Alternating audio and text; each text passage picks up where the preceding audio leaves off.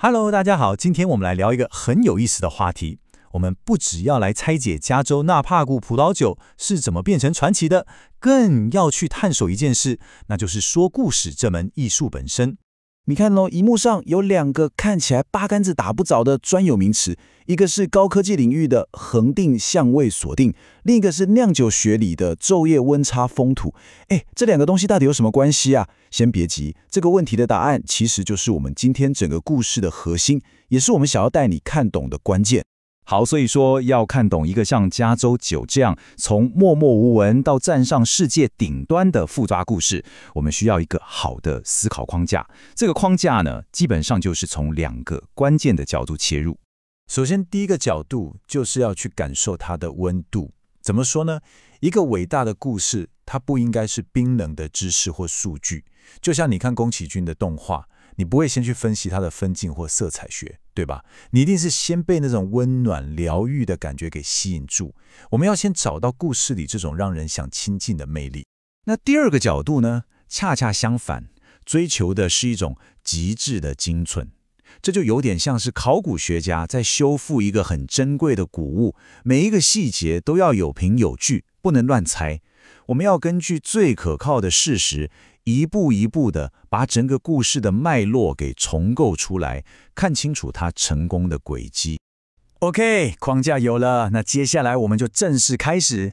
这就是我们今天会走过的路线图，一步一步拆解纳帕谷的崛起之路。OK， 那我们就用这个又感性又理性的框架，来看看我们的完美案例——纳帕谷。而要破解纳帕的密码，一切的一切都要从一个词开始，那就是风土。如果说加州葡萄酒有什么独门秘方，那绝对就是这个词——昼夜温差。你一定要记住这个概念，因为它不只是加州酒成功的秘密，更是我们理解它为什么喝起来是那个味道的唯一钥匙。你想象一下那个画面哦，这个机制被称作太平洋空调，真的超传神。白天呢，加州的太阳超级热情，就像个大烤箱，把所有甜美浓郁的风味都烤进葡萄里。但是到了晚上，情况就完全不一样了。从太平洋飘来的冷雾，就像天然的冰箱，马上把葡萄冰镇下来，牢牢锁住那份清爽的酸度。就是这样又热又冷的循环，才创造出那种既有成熟水果风味，又不会腻口的完美平衡。好，了解了风土这个基础之后，我们就进入故事的第一幕。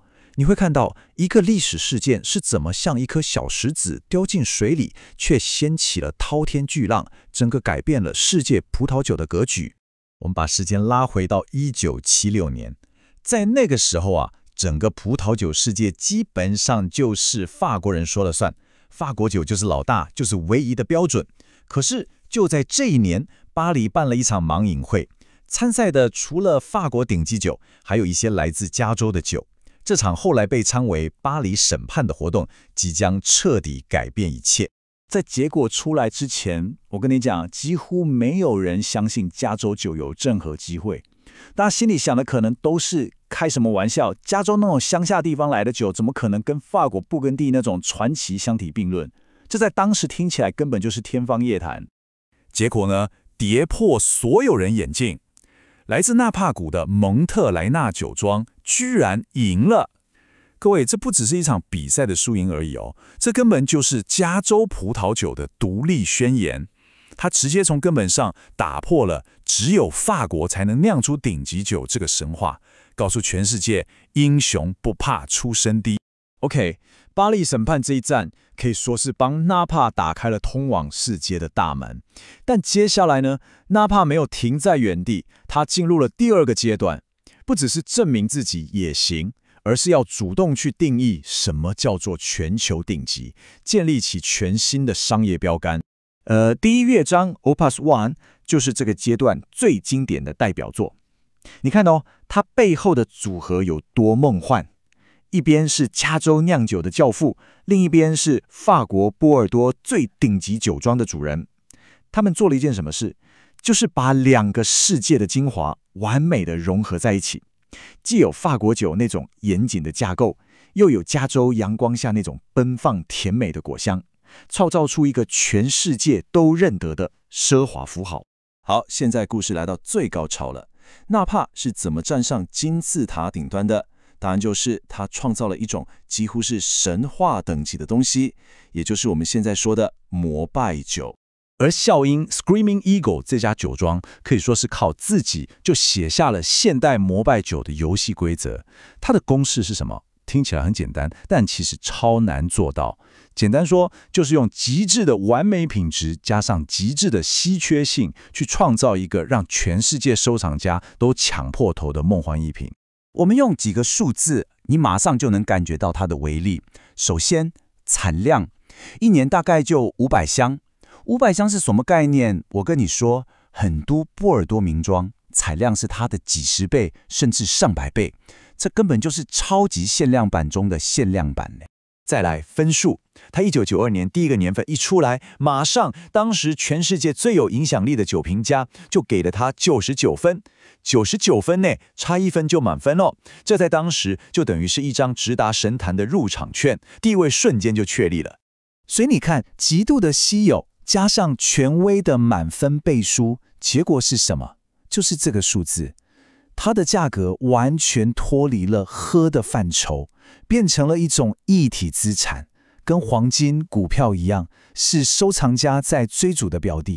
好，听了这么多传奇故事跟惊人的数字，我们该回到现实了。所以这些东西到底跟我们有什么关系？我们怎么把这些知识用到我们的餐桌上？其实啊，品酒最重要的一点就是要在对的场合选对的酒。来，这是一份我们帮你准备的简单指南。你看，如果你是刚入门，想找一款日常喝的，可以试试这款；如果你想感受一下历史，那就非它莫属。那如果是重要的商务场合要送礼，选这个准没错。当然，如果你是顶级收藏家，目标就是它了。而且加州酒还有一个超棒的优点，就是它很百搭。来，我跟你分享一个你可能没想过，但保证一试成主顾的组合，就是用浓郁的加州 Cabernet 去配，你没听错，台湾的红烧牛肉面。为什么？你想想看，酒里那种甜美的果香，跟我们红烧卤汁的酱香根本是绝配。然后它那个单宁又刚好可以把牛肉的油腻感给清掉，超赞。还有一个，如果你爱吃海鲜，特别是像蒜蓉蒸龙虾啦、避风塘炒蟹这种重口味的，那你可以试试看搭一杯像蒙特莱纳那样酸度很漂亮、很有精神的夏多内白酒。它的酸度不但不会被蒜味盖掉，反而可以把海鲜的那个鲜甜味整个往上提，真的很神奇。好，讲到这里，我们回到最一开始的那个问题，到底是什么让一瓶酒或是一个故事变成一个传奇？是它本身真的无可挑剔的品质吗？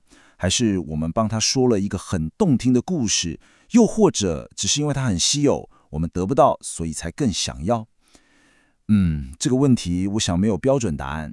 也许下一次当你打开一瓶酒的时候，可以边喝边想，找到你自己的答案。